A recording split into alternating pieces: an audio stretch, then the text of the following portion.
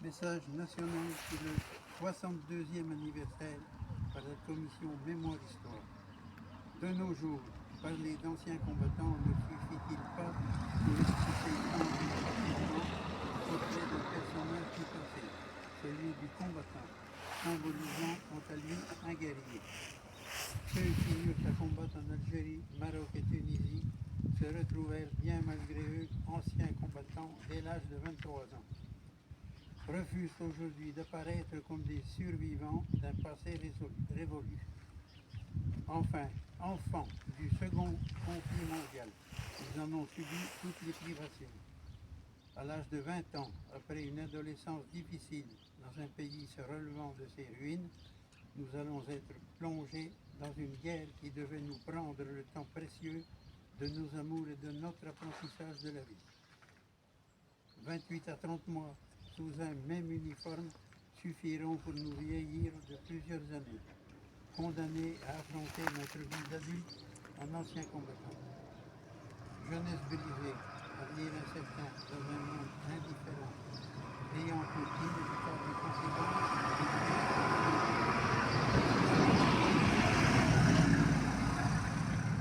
des familles plongées à jamais dans la douleur.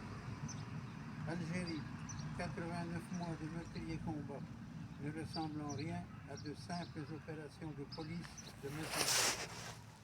Une guerre qui allait mobiliser près de 3 millions d'hommes, dont la majorité du contingent, appelés et rappelés, des militaires de carrière et des contractuels.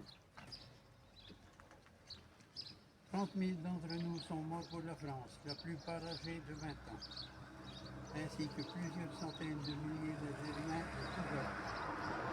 Une guerre entre deux pays, des plaies qui, hélas, pas encore toutes refermées aujourd'hui. Depuis 1963, chaque année, à la date anniversaire du cessez-le-feu du 19 mars 1962, nous leur rendons un hommage solennel et nous nous inclinons avec déférence et émotion devant leurs familles. Refusant d'être des hommes du passé, les anciens combattants en Afrique du Nord se tournent vers la jeunesse. Nous lui disons, procédez avec richesse, vivre dans un pays libre, en paix, dans une démocratie fondée sur les valeurs de la République. Devenez auteurs de votre histoire et les bâtisseurs d'une paix à construire chaque jour, en ne laissant jamais les esprits s'habituer à la guerre. Jeunes gens, jeunes filles, dès l'école communale, vous avez appris le sens des mots liberté, égalité, fraternité. Et savez qu'une culture de paix doit se développer dans l'esprit des hommes afin que la raison l'emporte. Les générations actuelles ont besoin de repères. Elles trouvent au travers de ces dates commémoratives les signes du souvenir, sans lesquels tout peuple ne peut bâtir son avenir. Ils ont écrit: les peuples cessent de vivre lorsqu'ils cessent de se souvenir. Maréchal Foch. Si tu veux dominer un peuple, ôte-lui sa mémoire. André Malraux. Les souvenirs de nos forces sont nos forces. Ne laissons jamais s'effacer les anniversaires mémorables.